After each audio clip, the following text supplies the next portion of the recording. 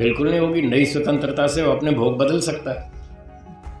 पिछले कर्म है उसका भोग किस आधार पे होगा? उसके कर्म से। जैसे एक बच्चे को गरीब परिवार में जन्म दिया, उदाहरण, तो घर में साधन नहीं है ज़्यादा, थोड़े से ही, ये उसका भोग है। अब उस बच्चे ने स्कूल जाके पढ़ाई करके मेहनत कर ली और वो इंजीनियर बन गया, पैसे कमा लेगा। तो पढ़ाई करना, इंजीनियर बनना, ये नया कर्म है। इस नए कर्म से अपने भोग बढ़ा लेगा, तो भोग में परिवर्तन हो सकता है। ईश्वर का दंड विधान किस रूप में होगा? उसका दंड विधान इतना ही है कि मजदूर के यहाँ जन्म दिया, बस इतना ही दंड है। वो जिंदगी भर मजदूर रहेगा, ऐसा दंड नहीं है। आप दंड को समझते नहीं है। दंड को समझे। उसको 5-10 वर्ष तक जो बचपन में दुख देने, वही उतना ही उसका पिछला कर्मफल है। आगे उसको स्वतंत्रता है। नए कर्मों से वो अपने भोग बदल सकता है। नए कर्मों से अपनी आयु को भी बदल सकता है। आयु भी बदलती है, घटती बढ़ती है, और भोग भी घटता बढ़ता है। जाति नहीं बदलती।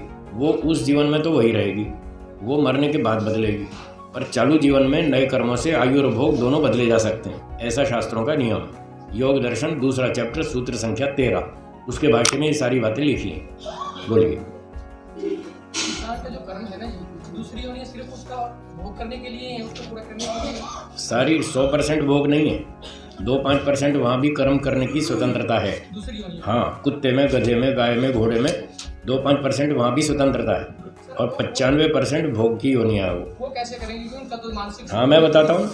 ये पुलिस वाले कुत्तों को ट्रेनिंग देते हैं, वो चोरों को पकड़वाते हैं, आप उनको इनाम देते हैं। ये कर्म नहीं है तो क्या है? आप इनाम किस बात का दे रहे हैं? उन्होंने मेहनत की है, बुद्धि का इस्तेमाल किया है, पुरुषार्थ किया है, चोर को पकड़वाया है। बॉम्ब स्क्वाड वाले देखो, कुत्ते पकड़ते हैं बॉम्ब, तो उनको इनाम मिलता है। तो ये स्वतंत्रता है उनकी। जितनी बुद्धि है उतना करें, ज़्यादा बुद्धि नहीं है, ये ठीक है। इसलिए जितनी थोड़ी बहुत है, 2-5% उतना वो कर सकते हैं। एक कुत्ता किसी को, निर्दोष व्यक्ति को काट खाता है सड़क पे चलते चलते, आप उसको डांट लगाते हैं नहीं? कुत्ते को अपराधी मानते हैं, उसको डंडा मारते हैं, उसको खराब कहते हैं, गाली देते हैं। इससे सिद्ध होता है कि उसमें स्वतंत्रता है।